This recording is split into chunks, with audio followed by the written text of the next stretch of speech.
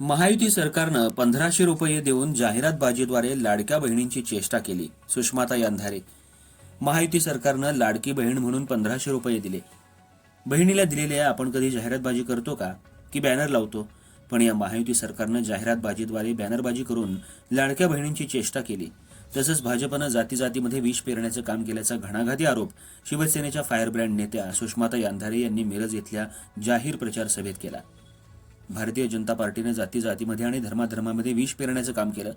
केंद्रात आणि राज्यात तुमचीच सत्ता असताना हिंदू खतरे में कसा येतो? अशा जातीयवादी भाजपला विधानसभा निवडणुकीत गाडा अशी टीका शिवसेनेच्या नेत्या सुषमा अंधारे यांनी सभेत केली. महाविकास आघाडीचे मिरज विधानसभा मतदारसंघातले उमेदवार तानाजी सातपुते यांच्या प्रचारार्थ मिरज इथल्या किसान चौकात रात्री जाहीर प्रचार सभेचं आयोजन करण्यात आलं होतं. त्यावेळी नेत्या सुषमा अंधारे बोलत होत्या. लोकसभेच्या निवडणुकीनंतर भाजप आणि फडणवीस यांनी फेक नरेटिव्ह हा शब्द बोलून बोलून गुळगुळीत केला. त्या शब्दाचं महानिर्मिती केंद्र भाजपच आहे. कोरोनाच्या काळात तत्कालीन मुख्यमंत्री उद्धव ठाकरे यांनी मोठं काम केलं. त्यांच्या कामाचं कौतुक जगभरात झालं. कोरोनाच्या कालावधीनंतर उद्धव ठाकरे आजारी पडले. त्यावेळी उद्धव ठाकरे यांनी आदित्य यांना सांगितलं पक्षातल्या एका नेत्याला गटनेता करून जबाबदारी द्यावी. एकनाथ शिंदे यांच्याकडे ही जबाबदारी देण्यात आली आणि त्या एकनाथ शिंदे यांनी फसवलं. त्यांनी सरकार पाडलं. तेच एकनाथ शिंदे 5 दिवसांपूर्वी म्हणाले, मला काहींनी हलक्यात घेतलं आणि मी सरकार पाडलं. खरंच त्यांना हलक्यात घेतलं होतं. एकनाथ शिंदे पाटीत खंजीर खुपसत असतील हे वाटलंच नव्हतं. राज्याच्या कृषी कामगार खातं आणि आरोग्य खातं असे अनेक खात्यामध्ये मोठा भ्रष्टाचार झालाय, असाही आरोप त्यांनी यावेळी केला. राज्यात महिला मुली यांची अब्रू सुरक्षित नाही तर तिथं 1500 रुपये लाडक्या बहिणीला देऊन काय करायचे, असा प्रश्नही त्यांनी यावेळी उपस्थित केला. यावेळी महाराष्ट्र राज्य काँग्रेस कमिटीचे उपाध्यक्ष प्राध्यापक मोहन वनखंडे, राष्ट्रवादी काँग्रेसचे नेते बाळासाहेब होनमोरे, उद्योगपती CR सांगलीकर, प्राध्यापक सिद्धार्थ जाधव, शिवसेनेचे जिल्हाध्यक्ष संजय विभूते, पैलवान चंद्रहार पाटील, राष्ट्रवादीचे नेते मनोज शिंदे, शिवसेनेचे संजय काटे, चंद्रकांत मैगुरे, काँग्रेसचे अय्याज नायकवडी, संजय बापू मेंढे, करण जामदार, शिवाजी दुर्वे, सचिन जाधव, सूरज पाटील, बसवेश्वर सातपुते, उमेदवार तानाजी सातपुते यांच्यासह शिवसेना, काँग्रेस, राष्ट्रवादीचे सर्व विधानसभा मतदारसंघातले पदाधिकारी कार्यकर्ते मोठ्या संख्येनं उपस्थित होते. सभेचं वार्तांकन करण्यासाठी उपस्थित असलेले सर्व प्रिंट तथा इलेक्ट्रॉनिक माध्यमांचे प्रतिनिधी आणि आपण सर्व भावांनो आणि बहिणींनो, खरं तर स्टेजवर असणाऱ्या लोकांचा आणि खालच्याही लोकांचा, म्हणजे मी नुसतं सन्मान्य म्हटलं तर इकडनं एवढी माणसं मला आता फेकून मारते का काय इकडच्यांना, म्हणजे त्यांना एक एक शब्द ऐकायचा होता की इकडच्यांना थांबू सुद्धा देत नव्हती. तुमच्या सगळ्यांचा उत्साह सांगतोय की 23 तारखेला मिरज विधानसभेचा निकाल काय असणार आणि तो निकाल देण्यासाठी म्हणून आपण सगळेजण एकत्रित आलाय. दादा हो, ही निवडणूक आपल्यासाठी अत्यंत महत्वाची आहे. माझ्यासारखी गेली 15-20 वर्ष चळवळीत काम करणारी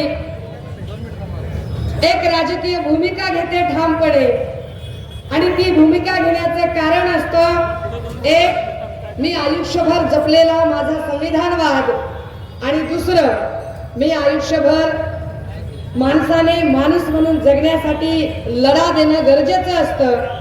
ती लढा देण्यासाठीची जी भूमिका आम्ही जपलेली आहे, त्यातून मला असं वाटलं की एका संवेदनशील कार्यकर्त्याने जी भूमिका घ्यायला हवी. बाकी सत्तापाठ आल्यावर सत्तेच्या मागे जाणारे असंख्य लोक असतात, पण आपण सत्तेच्या मागे न जाता आपण सत्याच्या सोबत गेलं पाहिजे, आणि म्हणून एक भूमिका घेतली. ही भूमिका का घेतली होती याचं जरा कारण नीट समजलं पाहिजे.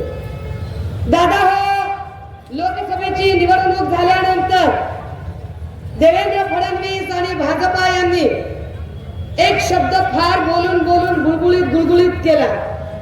तो शब्द होता फेक नरेटिव्ह. मुळात फेक नरेटिव्हचं महानिर्मिती केंद्र स्वतः देवेंद्र फडणवीस आणि भाजपा आहे. या फेक नरेटिव्ह वाल्यांनी एक नरेटिव्ह इथं सेट करायचा प्रयत्न केला होता की मुख्यमंत्री असताना उद्धव ठाकरे आम्हाला भेटलेच नाही. आपल्या सगळ्यांच्या समोर एक भूमिका स्पष्ट केली पाहिजे. सन्माननीय पक्षप्रमुख उद्धव साहेब निवडणुका साधारणतः नोव्हेंबर मध्ये झाल्या होत्या, त्याही वेळेला निकाल लागले आणि दिवाळीच्या नंतर सत्ता स्थापन झाली. म्हणजे 19 साल उजळलं होतं आणि 20, 21, 22 अशी 2 वर्ष.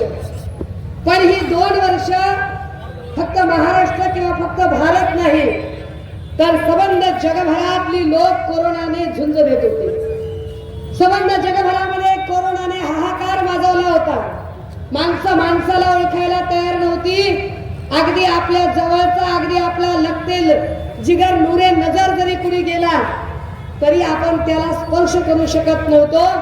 इतकी मोठी नैसर्गिक आपत्ती आपल्या सगळ्यांवर होती. अशा सगळ्या काळामध्ये जगभरातले लोक जे आरोग्य चळवळीत काम करतात ते असं सांगत होते, आपण कुणालाही फोन लावला की फोनवर रिंगटोन वाजायची आणि हॅलो ट्यून मध्ये बच्चनचा आवाज यायचा आणि बच्चन सांगायचा, हॅलो कोरोना से लड़ने के लिए 30 सेकंड तक हाथ धोते रहिए, मुंह पर मास्क लगाइए, सुरक्षित दूरी बनाए रखिए, ज्यादा जरूरी ना हो तो घर के बाहर मत निकलिए. होतं ना. आता हे जर लोकांनी करायचं असेल, लोकांना सांगायचं असेल तर आधी नेत्यांनी पाळणं गरजेचं होतं. हे एकटे उद्धव साहेब सांगत होते असं नाही, हे भाजपाचे पंतप्रधान नरेंद्र मोदी सुद्धा सांगत होते. मग जनता कर्फ्यू झाला. 22 जानेवारीला पहिल्यांदा जनता कर्फ्यू झाला आणि तो जनता कर्फ्यू लोकांनी अत्यंत स्वयंस्फूर्तीने पाळला सुद्धा. अशाही परिस्थिती जेव्हा लोकांना भेटीगाठी शक्य नव्हत्या, अशाही परिस्थितीत सन्मान्य पक्षप्रमुख या राज्याचा गाडा हाकत होते. या राज्यातल्या लोकांना ऑनलाईन पद्धतीने भेटत होते, कारण लेकरांच्या शाळा सुद्धा ऑनलाईन होत होत्या, ऑफिसच्या मीटिंग ऑनलाईन पद्धतीने होत होत्या. झूम आणि गुगल मीटचा सगळ्यात जास्त जर वापर कधी झाला असेल तर तो कोरोनाच्या काळात झाला होता. याच काळामध्ये आपण आपल्या नातेवाईकांना सुद्धा व्हॉट्सअप व्हिडिओ कॉल मध्ये भेटत होतो. अशा सगळ्या काळामध्ये साहेब काम करत होते. आपल्या कुटुंबातला माणूस म्हणून आपल्याला समजावून सांगत होते. कुटुंबातला माणूस म्हणून ऑनलाईन येऊन सांगायचे, हात स्वच्छ धुवा रे, मास्क लावा, गरज नसेल तर बाहेर पडू नका, हस्तांदोलन करण्यापेक्षा हात जोडा एकमेकांना, हात जोडून बोला, भेटा. आणि त्याच वेळेला ते सांगायचे, माझ्या सगळ्या बहिणींना, आयांना माझी विनंती आहे, भाजीपाला घेण्यासाठी सारख्या बाहेर जाऊ नका, त्यापेक्षा टिकणाऱ्या भाज्या आणा, शक्यतो डाळी वापरा, मोड आलेली धान्य वापरा, प्रोटीन युक्त डाळीचा उपयोग करा, हे तुमच्यासाठी चांगलं असेल. आपल्या घरातला माणसाने सांगावं तसं पक्षप्रमुख सांगत होते. आपल्या कुटुंबातल्या सदस्याने सांगावं त्या पद्धतीने पक्षप्रमुख सांगत होते. अक्षरशः पंढरपूरला वारीला जायचं होतं. ती वारी करण्यासाठी मुंबईवरून हा पांडुरंगाचा साधा भोळा वारकरी स्वतः एकटा गाडी चालवत त्या पंढरपूर पर्यंत गेलेला. ही पांडुरंगाची वारी तर चुकली नाही पाहिजे, पण त्याच वेळेला कोरोनाचा कुठल्याही प्रकारे हाहाकार सुद्धा नाही वाढला पाहिजे. भाजपा त्या काळात जाणीवपूर्वक राजकारण करत होती.